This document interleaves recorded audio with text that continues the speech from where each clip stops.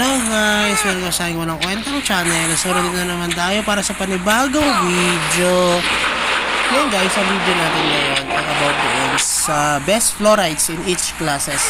Kasi nga, may nag-comment doon sa ating YouTube channel kung sabi niya doon naman sa DL, STR, ano bang magandang fluorides. Ito guys, para mas malinaw na rin para sa inyo, sa lahat, nabibigyan ko lang kayo ng idea. No, this is my point of view kasi ako pala ay rank 27 dito sa class na sa server namin no 137 na before ay 144. Syempre dahil sa merging na nangyari, tayo ay napunta dito sa 137. So, yung number 1 sa amin ay number 1 din dito sa cross server si Chillax. At hindi ko lang sure kung sila ay pasok sa top 4 sa tournament kasi nagkaroon ng tournament, di ba? So, tignan natin kung hanggang saan sila. Okay. Kasama sila dito sa top 8. Oh, Chillax guys. Nakita nyo naman. Wala. Burake. Okay. Bukake. Yeah. So, ibig sabihin no, nasa top 8 sila. Pero talo sila doon sa tournament. No? So, ibig sabihin malalakas talaga sila. Top 16. So, tignan natin yung magandang fluorides niya guys. Okay, dito naman tayo sa buong rank. Siya ay merong mga ice fluorides na level 12. Yan. Mga level 12 yan guys. Meron din siyang puro ice fluorides siya. At saka iba, mga ice fluorides din yung iba. Ito fire fluorides ito. Then, usual niyan guys ay mga ice fluorides. So, explain natin yan kung bakit. Kahit din naman ako ice fluorides. Kasi guys, kung ang sabi ko sa inyo, kung kayo ay mga spender talaga, mag-ice fluorides kayo. Pero bago lahat, pala guys, shoutout sa mga kasama pala natin dito sa MU Monarch na nagpapa-shoutout sa atin. Shoutout sa inyo, pati si Exodus. No? So, initially guys, kung mga level 500 kayo at more on farming, okay, mag-fire fluorides kayo. Napaka-effective niyan, fire fluorides na yan. Kung kayo ay nasa level 500 to 600. Pero pag nag-level 700 kayo, 800, 900, ganyan, kung pumalo na kayo doon, mas effective ang ice fluoride. Kasi nga, yung ice fluorides ay mabibigay dito kasi guys, ay percent ng ating damage.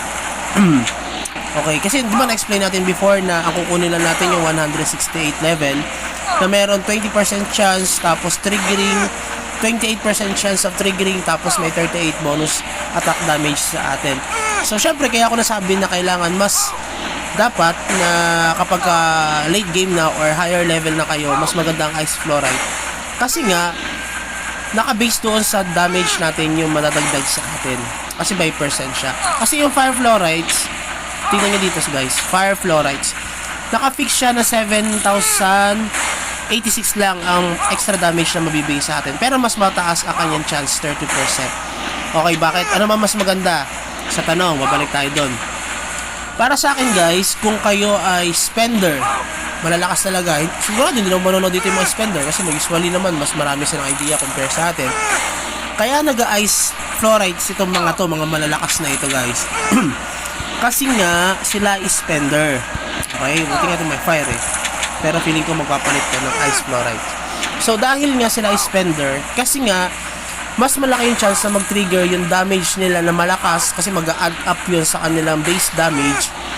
Kahit na puro miss ang atake natin sa kanila at medyo mahina ang damage natin sa kanila kasi nga matataas yung level nila at mataas din yung ups ng kanilang mga items. Okay, biruin mo to, 63, 59, 63, 58. So, mataas yung level ng ups niya. Tayo, ang baba lang ng ups natin, di ba? O, top 6 lang ako dito eh. Kaya yun guys, magta-top 1 din tayo dyan. Yan, 35, 40, 34 lang. So, dahil doon, mas tumataas ang defense nila. The more na mas mataas ang defense nila, mas tatagal sila sa laban. Kaya nga kung mapapansin nyo, kahit itong si Chillax guys ay naka ice fluorides, hindi siya nag-fire fluorides kasi nga gusto niya yung damage na madadagdag sa kanya kasi more on damage siya eh. Mas malaki yung madadagdag na points sa kanya sa attack bonus damage niya. Lalo din, hindi natin siya masyadong mababawasan dahil nga ang taas ng level ng kanyang mga items. Ang taas ng defense niya. Ngayon, ang tanong, pwede ba kaming maging ganito? Pwede bang namin gayahin yung ganito? The answer is depende. No? We qualify that, I will qualify my answer about this. Dahil nga, syempre, kung ikaw is spender, maganda ang ice fluorides compare sa fire fluorides. Ang fire fluorides, maganda siya sa low level at hindi masyadong spender. Bakit? Kasi nga, kapag hindi ka masyadong spender, okay, tulad ko kasi ako ay semi-spender. Okay, tayo ay nag-spend, nagde-daily top up, tapos bibili rin tayo ng MUC. Hindi na tayo masyadong nagpa-farm doon sa mga farmer natin dahil nga medyo busy tayo. Kaya bumibili na lang tayo ng MUC. So, tulad ko, kunyari, yung mga farmer, mga ano sa amin, mga free-to-play players, usually dyan, ang nangyayari guys, kaya ko silang sandaliin, no? Sandali lang, o kaya ko silang patayin agad. What more pa dito sa mas malakas sa akin? Ngayon, kung ikaw ay mag-ice fluoride, lalapit ka pa lang sa kanila, kahit ako, pag lumapit pa lang ako dito kay Chillax, 2 hits lang ako niyan, patay agad ako. Okay, so walang chance para mag-trigger yung aking ice fluorides. Kaya ako gumagamit ng ice fluoride din, kaya meron din tayong, sinabi natin na meron tayong wind fluorides para tumagal pa rin tayo kahit paano sa laban sa mga ka-level natin or sa mga halos kaparehas natin ng lakas. No, diba yung mga battle points na yan. So medyo tatagal tayo. Kaya kung mapapansin nyo, tayo ay nakakahabol natin yung mga damage natin dahil gusto natin may pag-PvP sa susunod. Okay, ngayon, kung kayo ay free to play lang, mas okay muna na mag fire fluorides. Okay? Para mag-trigger yung bonus damage nyo kahit hindi fix dahil nga mas mataas yung chance niya mag-effect kasi 30% siya compared doon sa ice fluoride na 20% lang. At kung farmer ka, mas maganda ang fire fluoride kaysa dito sa ice fluoride. Kasi sa fire fluorides, naka-base yun sa attack speed mo. The more na mas mabilis ka umatake, the more na mas malaki yung chance na mag-trigger yung additional damage mo.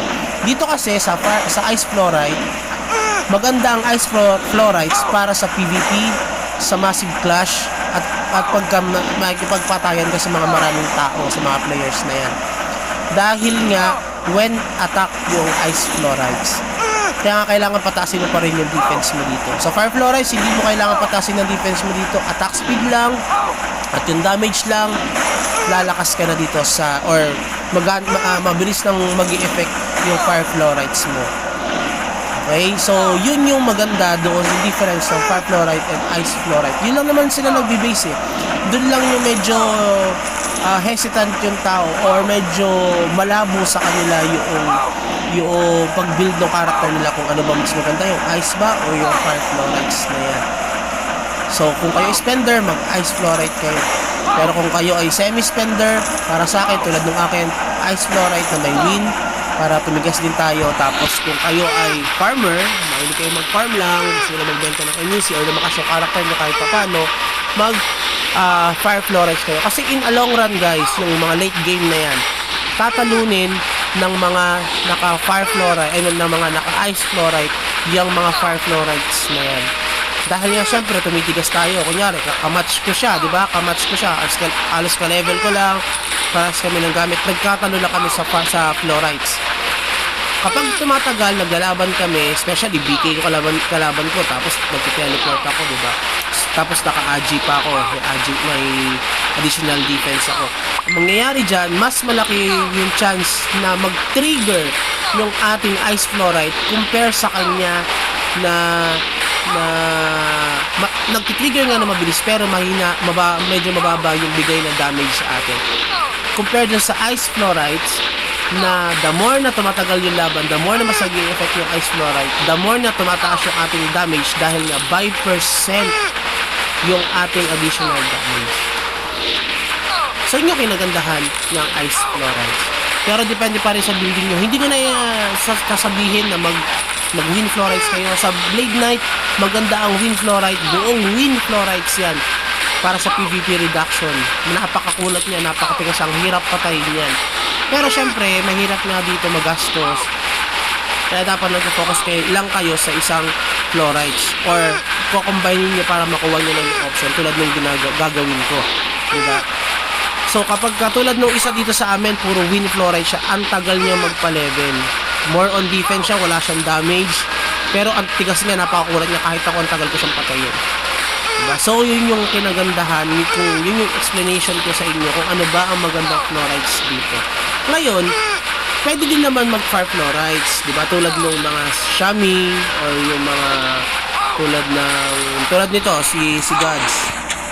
Di ba? Wizard din siya. Mas mataas siya sa akin dahil nga, although mas mataas yung ating level, pero mas maganda kasi ang set niya dahil hindi naman tayo bumibili ng set. Siya ay naka-fire fluorides. Susunod, tingnan nyo, makikipag-PVP ako dito. Tingnan nyo yung difference namin dalawa. Ano ba mas maganda? Medyo busy lang tayo, hindi natin siya mahamon. Mas maganda yun, naka full set siya, naka full option siya ng kanyang set. Tayo hindi. Diba? So, susubukan natin siya kung ano ba mas maganda, fire or ice, the same na wizard. Pero kung ikaw ay Magic Gladiator or Xiaomi, tapos hindi ka naman yun nakipag-PvP, usually naman yan ay nagpa-farm, at hindi naman ina-atake, lagi nasa long range yan, okay naman ang fire fluorides. Pero sabi ko nga sa inyo, kailangan lagi kayo nasa malayo dahil sasandaliin lang kayo dito once na kayo ay dumikit din sa mga medyo malakas. Diba? Kahit naman yung iba dito, kahit paano yung karakter natin, kaya natin patayin yung mga iba dito. So kahit na malakas ang damage niya dahil sa fire fluorides niya, hindi agad mag-trigger yan kasi kaya ko siyang patayin agad. Dahil nga yung mga naka-fire fluorides, usually yan, hindi nagpapataas ng defense yan. Kasi more on dun sa attack nila. Ewan ko para sa akin yun yung thinking ko. Ewan ko lang din sa iba kung same ang point of view naman. So yun lang siguro guys, and sana nakatulong sa inyo ito. Kung umabot ka pala dito sa dulo ng ating video na ito, please consider like and subscribe sa ating walang kwentang channel, and have a good day. Bye bye.